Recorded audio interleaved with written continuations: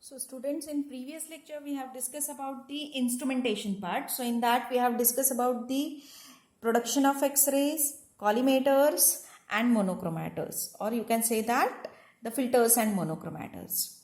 Now we are going to discuss about the detectors. So why detectors are necessary? Because whatever the X-ray intensity that we have to detect, so therefore the detectors are used to measure the intensities of X-rays. So these intensities can be recorded either by photographic method or by counter method. So both methods are based on the ability of X-rays to ionize the matter. So very first we'll discuss about the photographic method.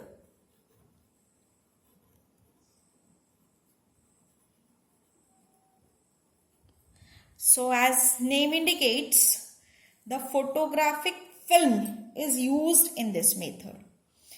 So to record the position and intensity of X-ray beam, the plane or cylindrical photographic film is used. So just you have to put that photographic film in the path of X-ray. So what will happen? When that film gets exposed to X-ray, after that the film is developed. So blackening, or you can say that darkening of developed film is measured and it is expressed in the term of D. D is given as log of I0 by I. So I0 is intensity of incident X-ray, while I is intensity of transmitted X-ray. So this quantity D is related to the total X-ray energy that causes the blackening of photographic film, and it is measured by using the densitometer. Okay, so densitometer you might have heard in your HPTLC. So same densitometer is used. This photographic method is mainly used in diffraction studies because mainly in diffraction studies we need entire diffraction pattern on a single film. So specially this method is used for that purpose. It is rarely used for the quantitative measurement because in quantitative measurement it involves the use of densitometer. And the use of densitometer is you can say that time consuming, as well as whenever you are going to use the densitometer has some limitations, so some errors are also there when you are going to use the densitometer. So therefore generally it is used for the diffraction pattern study. So whenever you are going to use the quantitative measurement, at that time this photographic method is not used because it's a time consuming and it uses the exposure of several hours. So therefore this method is used mainly for the diffraction studies. Next is your counter method.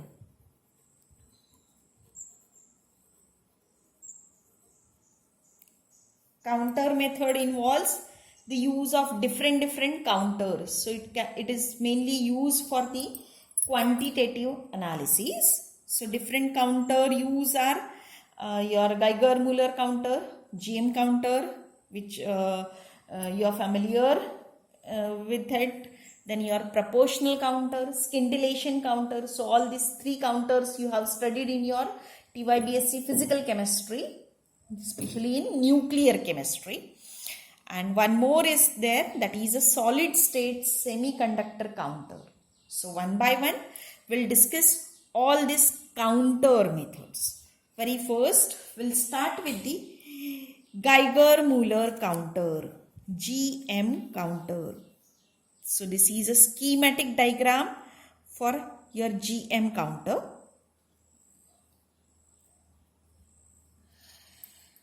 So I think not necessary to tell you much more about the construction. This GM counter consists of a copper tube which will act as a cathode. Generally, the length of the copper tube is 10 centimeter and diameter is 2 centimeter. This tube is filled with the inert gas. Generally, it is argon. Okay. The central wire which is present on the axis of the cylinder, this will act as a anode, which is generally a tungsten wire. Okay. So potential is applied between this cathode and anode is near about 800 to 2500 volt. Okay. And generally in this, as I have told you, the argon gas is filled, but it is 90% argon gas is filled with 10% ethanol or bromine gas is there. So this ethanol or bromine gas will act as a quenching gas, while argon will act as a ionizing gas. So this is about the construction, as well as one end of this copper cylinder has a mica window. So through that mica window, the X-rays will enter. So this is a source of X-ray. Now, how it works, that I'll tell you.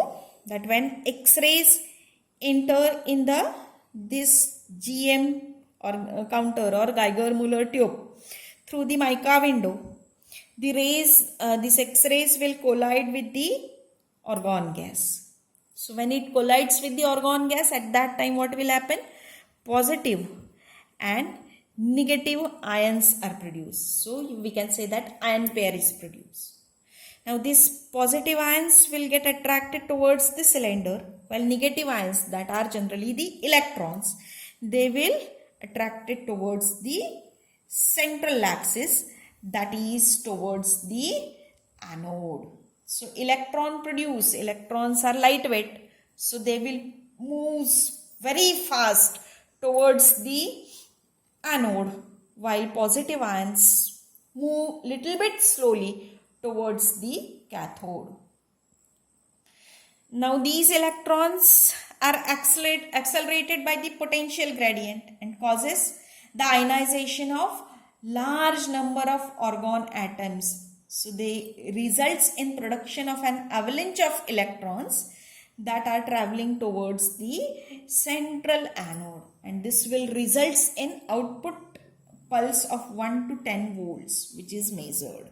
Okay, so what will happen as this positive ions moves little bit slowly towards the you can say that towards the cylinder, wall of the cylinder. So what will happen? At the vicinity, these positive ions will collected.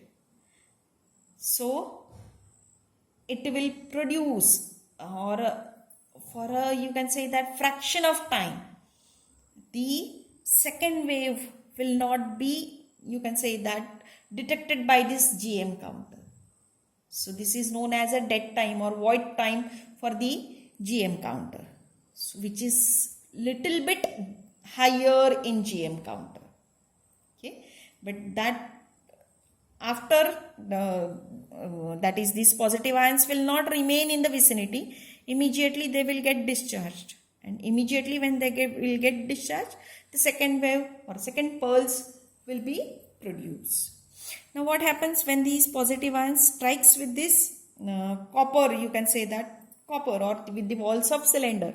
At that times the photons will get emitted, and you can say that the false current may register. So the quenching gas which is added, that is ethanol or bromine, so that quenching gas absorbs this low energy photons, and that current is not detected. Okay, so this is all about the GM counter working. Advantage of this GM counter is that it is inexpensive and relatively trouble free. it gives the highest signal for the given X-ray intensity. Therefore, most widely this GM counter is used. But this GM counter has some limitations. This efficiency of GM counter falls off rapidly at the wavelength below 1 Armstrong unit. The GM counter tube is used for the counting at low rate. The magnitude of output pulse does not depend on the energy of X-ray, which causes ionization. As I have told you, what will happen? The secondary wave will also produce. So this is a limitation. So therefore, GM tube or GM counter cannot be used to measure the energy of ionizing radiation only. Okay, so this is a disadvantage of GM counter or limitation of the GM counter. And to overcome that limitation, the proportional counter is used.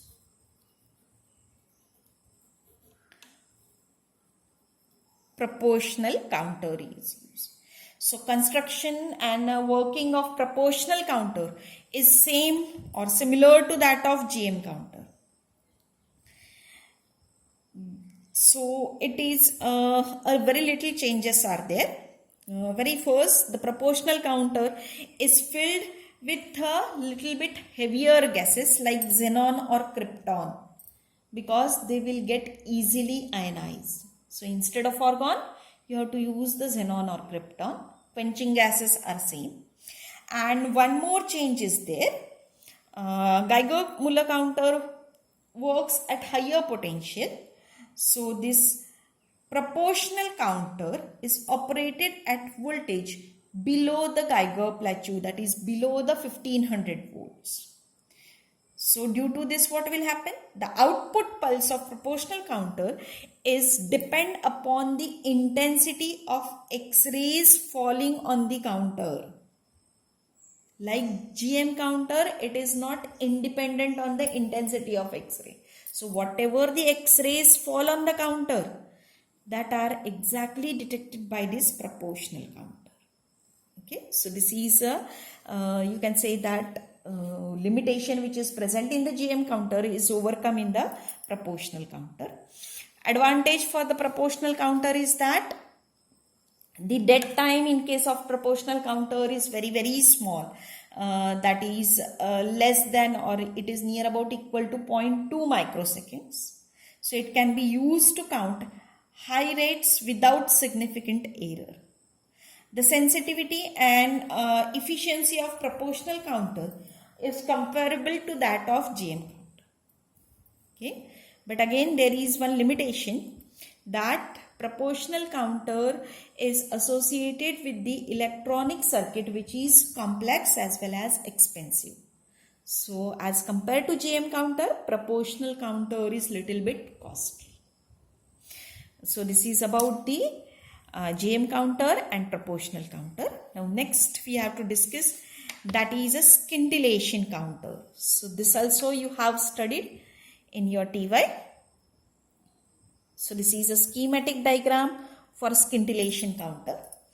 The main part of scintillation counter are phosphor. This you can consider as a light pipe and a photomultiplier tube. So these are the main part of the scintillation counter. So phosphor is nothing but this is an enclosed metal cylinder, and the walls of this metal cylinder are generally coated with the reflecting material, that is generally with the aluminium foil. The metallic chamber,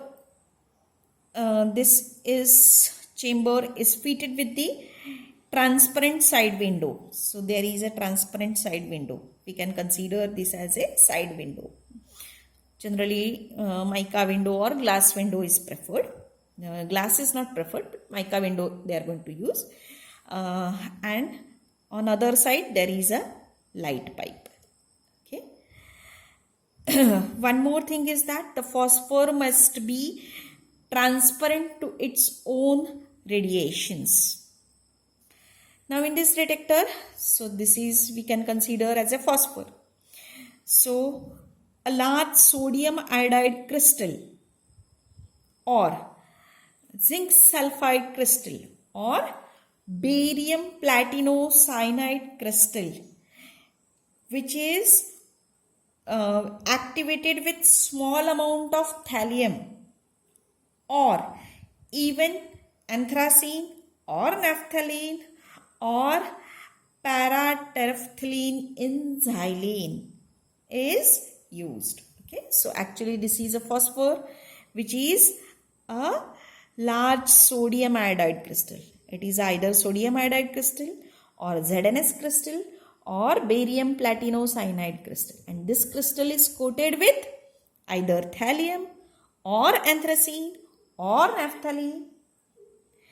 So this will act as a phosphor. Now what will happen? This is the source of X-ray. From the source X-ray and through the window, X-rays will enter into your phosphor. They will strikes with the phosphor. When they strikes with the phosphor, at that time they produces a light, or you can say that a scintillation. So scintillation radiation is transported through this light pipe and they will incident on the photocathode of the photomultiplier tube. So these are the diodes with the increasing voltage. So when the light falls on the diode or cathode of the photomultiplier tube, at that time it is multiplied. Then it reaches to the higher voltage cathode. From that also again the secondary radiations produced, so it is multiplied. From that again it reaches to the next higher voltage photocathode, and in this way whatever the scintillation produced, that is multiplied, amplified, and finally it is detected by using the collected by the collector electrode and finally detected by the electrometer. Advantage of this detector is it is useful in measuring the X-rays of short wavelength, but it is useless, that is we are not able to use this counter for the longer wavelength X-ray. Okay. One more advantage of the detector is that the dead time is very short and it allows for counting of high rate. So this is about the scintillation counter. Now next we have to discuss, that is a solid state semiconductor detector.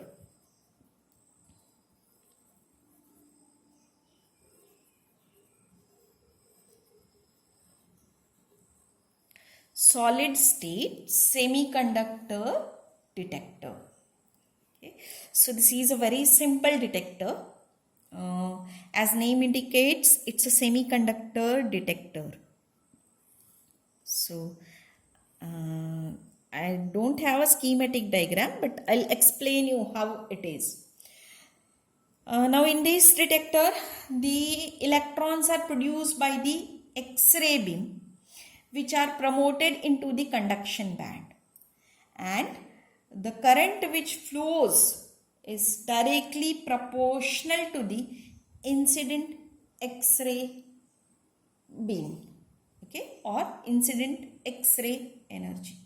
So it consists of a very thin layer of N-type detector. So we'll consider this as a N-type detector, which is placed, or a very thin layer of, you can say that N-type material is placed on the surface of large piece of P-type material.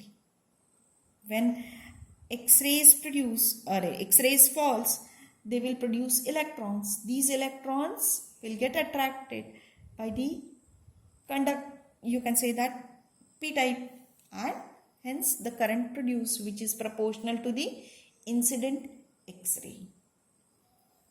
Limitation of this or main disadvantage of this detector is it is to be maintained at very low temperature to minimize the noise and to prevent the detector deterioration. So this is a main disadvantage of the solid state semiconductor detector. So this is all about the detectors. In next lecture, we'll discuss about the applications. Thank you.